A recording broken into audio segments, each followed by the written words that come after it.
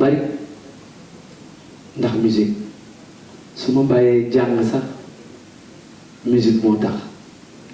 kon moo tax man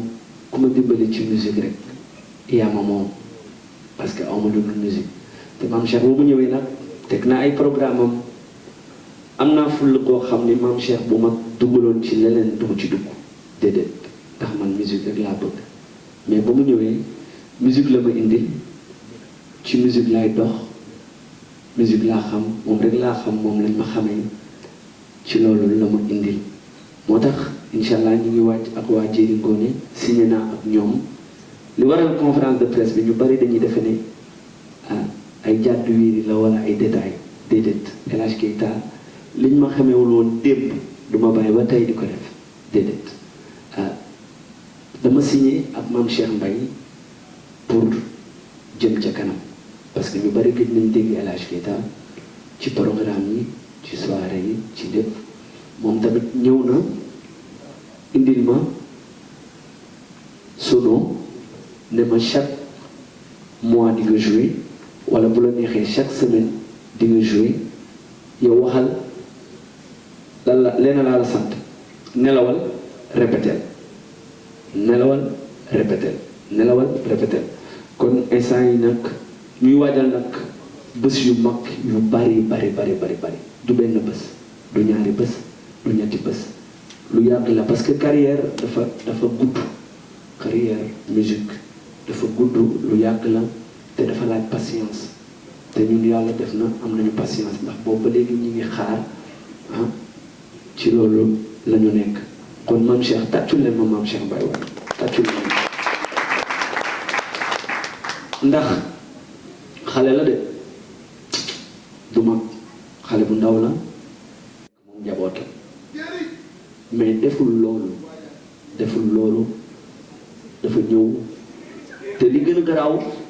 garaaw moo tax musique dafa garaaw sama kër maam bi nga xam ni foofu lañ ma ngéntee man ak Soriba Kouyaté sunu kër maam bi nga xam ne foofu lañ ñu ngéntee foofu mooy léegi bureau bi loolu doyul waat loolu baatin la foofu la jël def fa bureau bi def fa studio bi def fa sono yi def fa lépp te am na leneen lu muy liggéey lu dul loolu maam Cheikh yàlla na nga fi yàq man El Hadj Keita pare naa pour liggéey ndax ci liggéey nga ma woo waaw man nag ñu bari buñ ma gisee tay nii pour may wax dina xaw a yéem man way rek laa xaw mënuma wax noonu la demee mais tay nag comme presse bi ñëw na faw ñu waxtaan ak presse bi ay ci léegi nag posé leen question yi ñu tontu foofu nag ñoo koy gis ñu gis Sidy Diop tey mu def conférence de presse yow tamit nga def conférence de presse sànq ci biir buur wax na ko le 31 loo xam ne tamit Sénégal yi ñëpp ñoo koy xaar muy sa côté muy sa fans yi tamit di fans yi di Sidy Diop na la tëgg le 31 tuddee que benn show mag Bercy Dakar boo xam ne le 31 nga def ci sa biir koñ sa biir feet sa biir koñ sa biir gox muy Médina yow mu tamit nga la tëgg tamit foofu sa Médina concurrence bi tamit concurrence bi ñuy wax est-ce que maanaam dëgg la wala concurrence boobu tamit yow noo ko gisee beneen bi tamit mooy mayal gaa yi loolu lépp mayal gaa yi jàpp ji rek. ok du mën a jàpp loolu jàpp ji rek ñeneen ñi am question. ok benn question rek ñoom nee nañ. waxaat ko répété waat ko mënuñ ko waaw benn question bi la benn may continuer si même question bi mooy nee nañ même yow boo fekkee yow def nga lii di concert gratuit ñu ngi def entrée 3000 sax yow fee day fees mais yow c'est doo am ay nit yooyu yëpp loo si toog tamit. merci pour cette. waaw merci ci question bi premier bi lan nga wax premier bi maa xam la sa question yi bari la nga boole moom bari premier bi da nga ne concert yi bagage yi événement yi nag ñu ngi ñëw loolu sama ménagère biram moo koy dox man moom répéter wayal lañ ma sant waaw pour biram la waaw ok biram loolu dina ci tontu léegi beneen bi nga ne 31 concert bi El Hadj Keita yàgg naa concert biir Médina te Sidi tamit yàgg naa concert biir Medina te musuma concert Sidi c'est mon frère war na ñëw Medina am na fa ay fans war na ñëw Medina concert mais ñun teg nañu suñu programme bu yàgg ak Mame Cheikh Mbaye parce que man ba ma njëkkee ñëw ci Djily Ngoné tak on a attaqué programme nañu suñu événement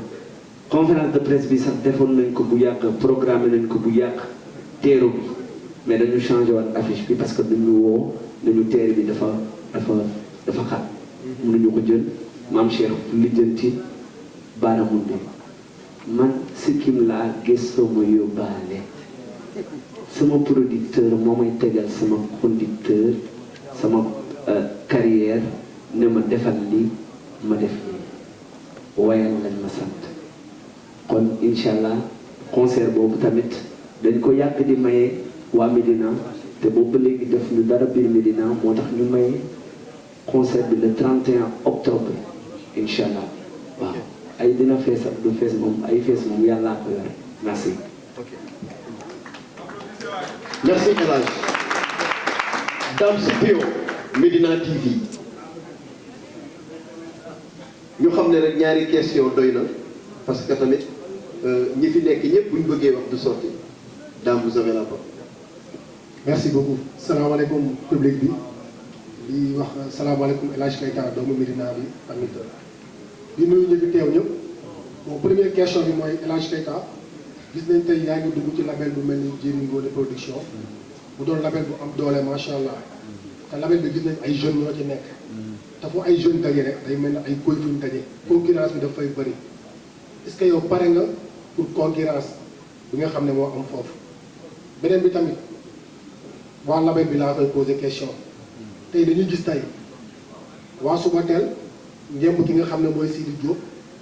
mu topp Wally comme tibb tànk est-ce que du El Hadj Keita ngeen di préparer tamit pour mu dox ci tànk yooyu merci. merci xam naa ni bi nga wax pour label bi dañuy jox Moustapha mu tontu su paree El Hadj tontu bi si des.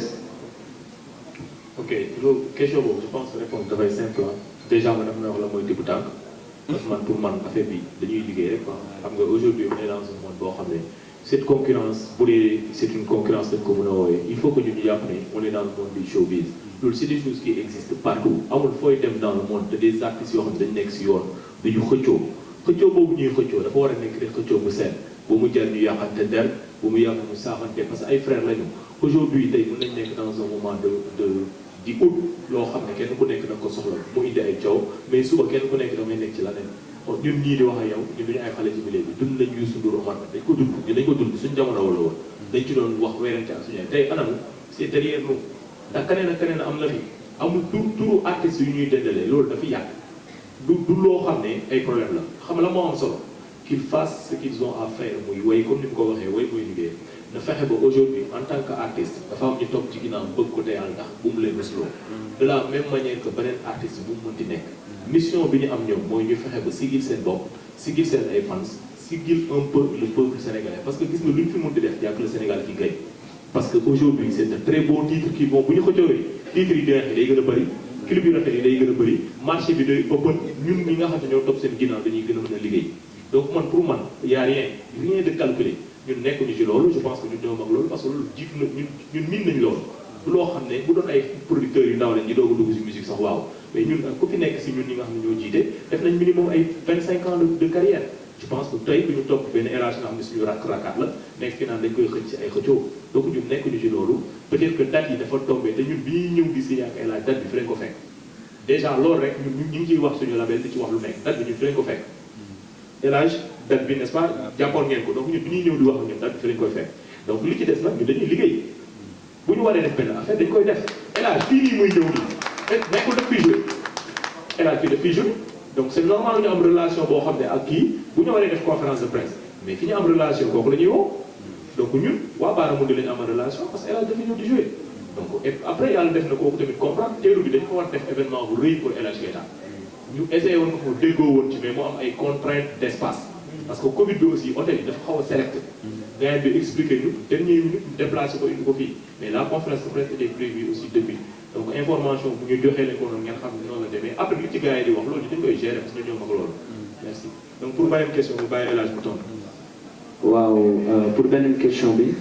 mu ne concurrence ku xam El Hadj Keita xam ne man mosuma dund concurrence doxuma ci ay concurrence dunduma loolu man liggéey laa gëm musique laa gëm musique laa am musique laay def sama booy yi xam nañu ni dunduma concurrence déggoo sànq wax naa ko ci biir wax xam naa ki doon posé question dégguma nee naa maam Cheikh Mbaye am naa fulla goo xam ne du ma def loolu lu ma bëggut a def waaye mooy sama producteur xam naa ne ñëwul pour gaañ ma dafa ñëw pour yóbbu ma fu sori damay ànd ak moom ba fu mu yem neex waaw merci beaucoup.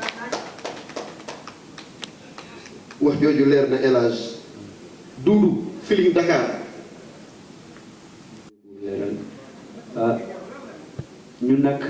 yàgg nañu def concert ci Russie bi fi ñu ko daan defee fa lañ koy defee waat te gratuit la concert bi sax du pour jeunes concert bi pour sunu maire yi la parce que maire yi toog seen balcon yi ñoo ma daan wax El Hadj Keita xanaa xamoo saa yuy joué Russie da ngay dundalaat koñ bi maire yi toog seen balcon yi ñoo moom concert mais du jeunes yi bu ma leen woo ci boîte nuit laa leen di woo noonu la demee moo tax loolu yàgg nañ ko gis ci àdduna tombee waral ay gaaf ñu bari nag xamuñu ne tombee waral ay gaaf dañ koy gisee neneen mais ku xam El Hadj Keita xam ni bil ihsaniya damay rafetal sama carrière bi dama koy rafetal du ma ko mës a ñaawal waaw merci jaajëf mais bien sûr ñun featuring ak artistes yëpp def naa ko Tarba Mbaye dinaa ko def ak Sidi Bastion ñëpp sama frère lañ man musique laay dunduma concurrence man musique laa gëm man je fais de la musique ku may xaar ci concurrence yaa ngi tardel sa bopp parce que bàyyiwuma sax xel lool mais dama nekk ci liggéey boo xam ne musique moom ku ragal coow bul ci dugg ku ragal coow bul ci dugg ku ragal ay saaga bul ci dugg parce que dafa àndoo ak loolu àndoo ak wax ju sew ànd ak la loo def ñu ne lii moo tax nga def ko loo def ñu ne këli moo tax nga def ko musique moo mel noonu mais yow doo koy gumba taxlu liggéey sa liggéey je vis que de la musique man musique lay dund man El Hadj Keita merci kàddu yu rafet